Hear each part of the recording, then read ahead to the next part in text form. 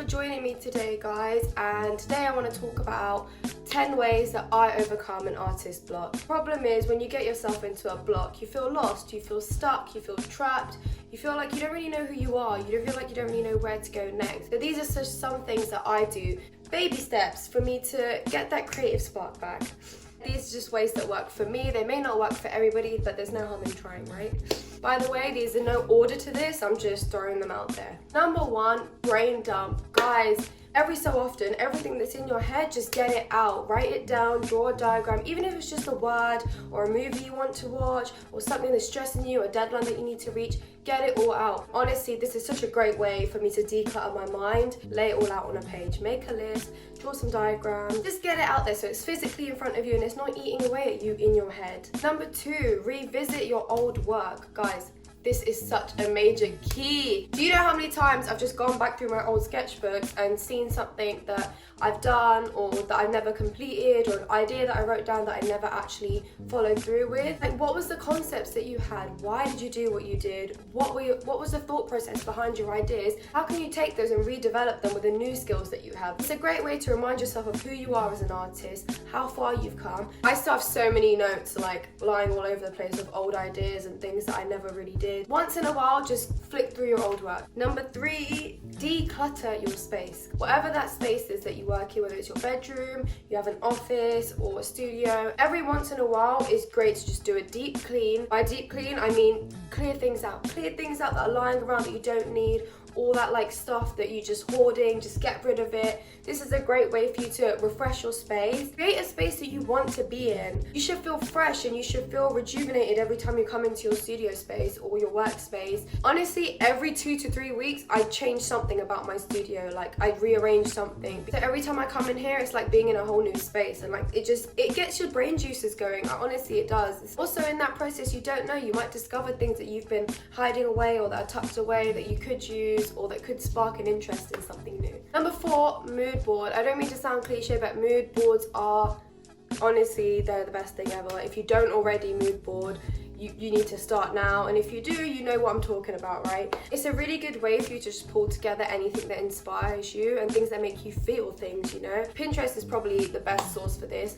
because it has the feature where you can click on something and it shows other things that you may like. Have an endless amount of mood boards. Make different mood boards for different ideas. I do the same thing. I have so many mood boards on my Pinterest for lots of different ideas that I have, or different moods, or different feelings, or different color schemes, you know? It's a really good way to kind of process and put your thoughts out physically that you can't articulate. So like colors and moods and feelings and things like that, you know? And you can always revisit your mood boards and keep adding to them. Like, they're endless, you know? Number five is media. I don't really know how to group this, but I'm talking about music, magazines, films, books. Just revisit all your favorite movies, all your favorite music, all your favorite books, and pay attention. How do they make you feel, you know? Music and film and like music videos especially are like some of my main sources of inspiration because it just takes me to a whole nother world. This is what inspiration is. How can I apply that to my work? Is this what I want my work to make people feel like? Example, A Tribe Called Quest. When I listen to their music, it just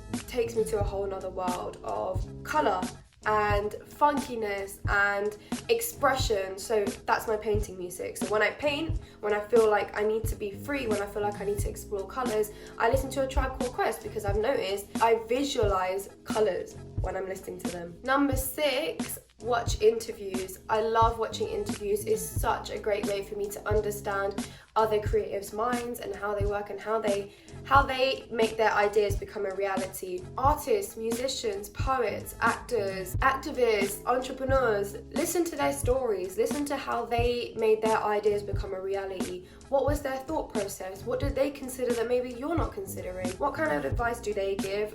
It's always important to listen to other artists' stories. That's how we learn. We learn from listening to others' experiences. Pay attention also to what you like about this person that you're listening to. What draws you to them and why do they inspire you? What about them inspires you? That's really important too. Number seven is speak to others. This is really key, guys. I cannot explain how much I've unpacked about myself by speaking to others, whether that's my friends, my best friends, my family, or other creatives. Share your struggles with them, share your stories, share your thoughts, share your inspirations. speak about it, guys. You'll be surprised how much you can learn from them and how much they can give back to you and how much they can help you piece the puzzles together of your thoughts. You have to remember, other people look at you and your work from a third person point of view. They look at your work from a fresh perspective.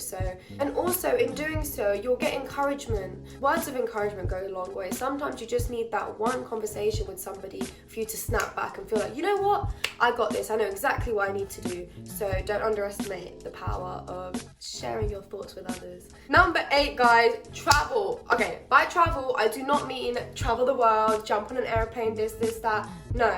By travel, I mean get out of the house. I literally mean get out of the house. Exhibitions, take a day for yourself and go and do the things that you want to do. Whether that's a really pretty botanic garden you've had your eye on, or it's an exhibition or a cute cafe that you wanted to go to. You don't know what you're going to see that's going to inspire you. Relocating is so important because getting out of this bubble that you're in and going somewhere else and being around a different environment will honestly is so refreshing. It's especially important to visit places that are in relation to your subject matter. You know, if you like to draw floral stuff, go to a botanic garden once in a while. Number 9 is downtime. This just applies for life in general, I think. Your downtime is so important. You guys, you know when you're in a space where you feel like, oh, I'm in such a block, I don't know what I'm doing, I don't know this, I don't know that, I have no ideas, I don't feel inspired. Do you know how much stress and frustration that builds up within you? Like, you're just going to keep getting frustrated with yourself, you're going to keep getting upset with yourself. You need to take time out to be by yourself. And when I say be by yourself, I don't mean be by yourself in your head, I mean unplugging. That's why, like, things like I said before, like the brain dumping and things like that are so important, because literally that's like the perfect time to do it. Just dump everything down, just get all your thoughts together, and then take some time to yourself. Like, those two kind of go hand in hand. Go for a drive or go for a walk or a bike ride. You know, I feel like when you're in a block, you neglect that more than ever because you're trying so much to motivate yourself. You're trying so much to come up with something new. And last but not least, this is something I'm only starting to master myself, but go easy on yourself. Creativity and inspiration and this and that, it's not something you can physically just kind of like making a sandwich. You can't just make a sandwich and it's there. You can't just go in the fridge and pick out this and that and put it there in front of you and I'm inspired. These are just some of the things that I do to try and get my juices flowing. Just to let you know, it does not always work. Sometimes you can do everything in the world and nothing comes to you. But sometimes you can do nothing at all and all of a sudden, boom, you're hit with a million ideas at once. Just be patient with yourself. You do what you do for a reason and you are good at what you do. Just remember that. You are good at what you do. So please be kind to yourselves. Last point I'm going to say is just pay attention to what inspires you. What makes you feel something, you know? What do you listen to or watch or read or look at and be like, oh, I want to do something like that, or I want to make somebody feel the way I feel when I look at this. It will help you when it comes to looking for new inspiration. I hope you guys enjoyed this video. I hope you find it really helpful. I know it was short and sweet. I wasn't trying to go too much into depth, just some quick snappy points to help you guys if you feel like you're in a bit of a block and need something to get you going. I hope you guys found this helpful and I'll see you next time.